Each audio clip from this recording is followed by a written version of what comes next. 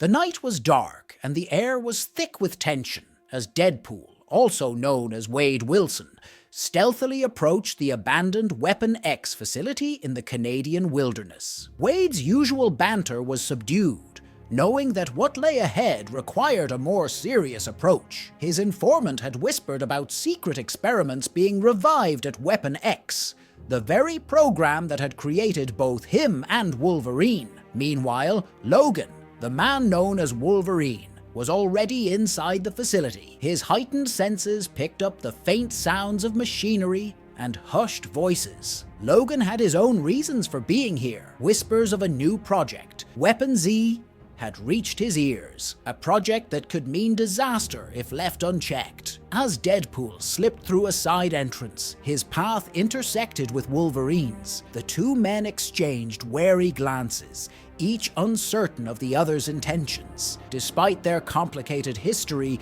both knew that the stakes were too high to let personal grudges interfere. "Fancy meeting you here, Logan," Deadpool quipped, his voice echoing softly in the dimly lit corridor. "Cut the crap, Wade. We've got work to do," Logan growled, extending his claws. Together, they navigated the labyrinthine facility, encountering remnants of old experiments and failed clones. The deeper they went, the stronger the sense of dread grew.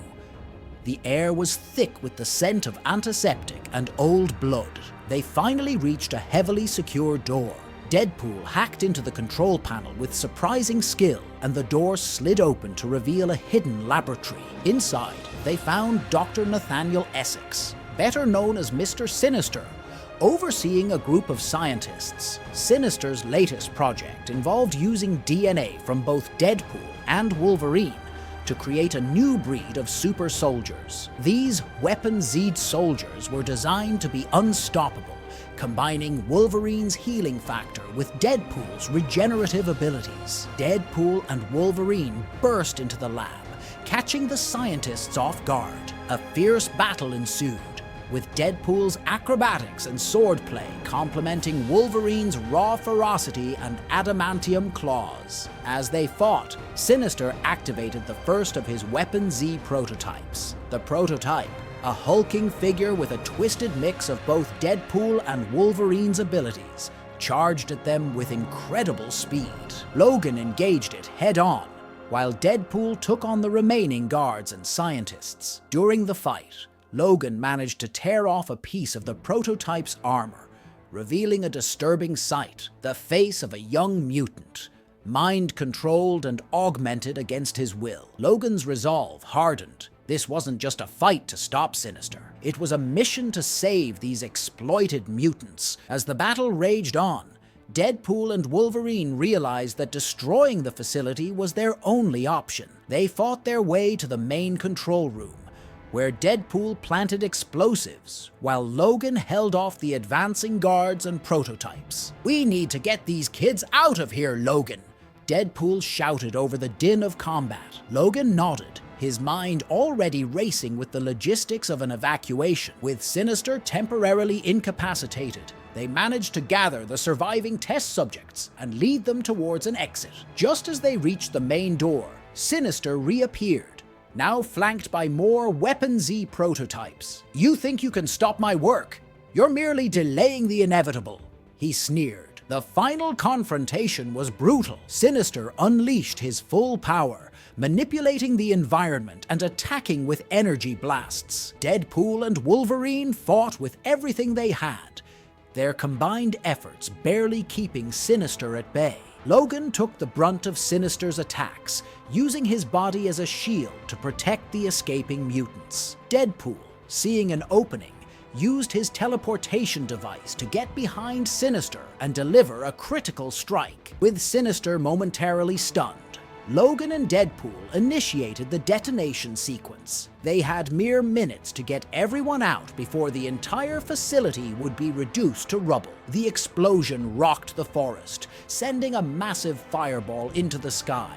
Logan and Deadpool emerged from the wreckage, battered but alive, with the rescued mutants in tow. They found a safe location and began to tend to the wounded. "Looks like we did it, huh?" Deadpool said, trying to catch his breath. "Yeah, but this isn't over. Sinister's not dead. He'll be back," Logan replied grimly. As they regrouped, they realized the gravity of their actions. They had thwarted Sinister's immediate plans, but the threat of Weapon Z still loomed. The rescued mutants needed protection and guidance, and Sinister was still out there, undoubtedly plotting his next move.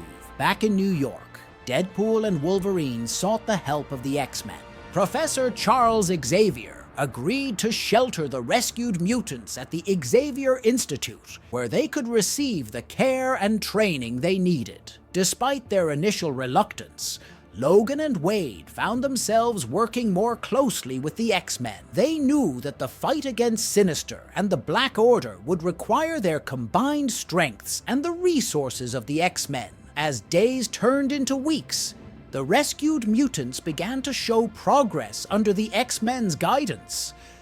Logan and Wade developed a mutual respect, their shared mission forging a bond that transcended their differences. In a hidden lair, Sinister reviewed his plans, the fire of vengeance burning in his eyes. He was not alone. The architect, a shadowy figure with grand designs, had taken an interest in his work. Together, they plotted their next move, aiming to exploit the Genesis Protocol and unleash a new wave of chaos. Unbeknownst to Logan and Wade, their battle had only just begun. The architect's shadow loomed large, and the true extent of the conspiracy was yet to be revealed. The future held many more challenges, and the fight for the fate of mutants and humanity was far from over.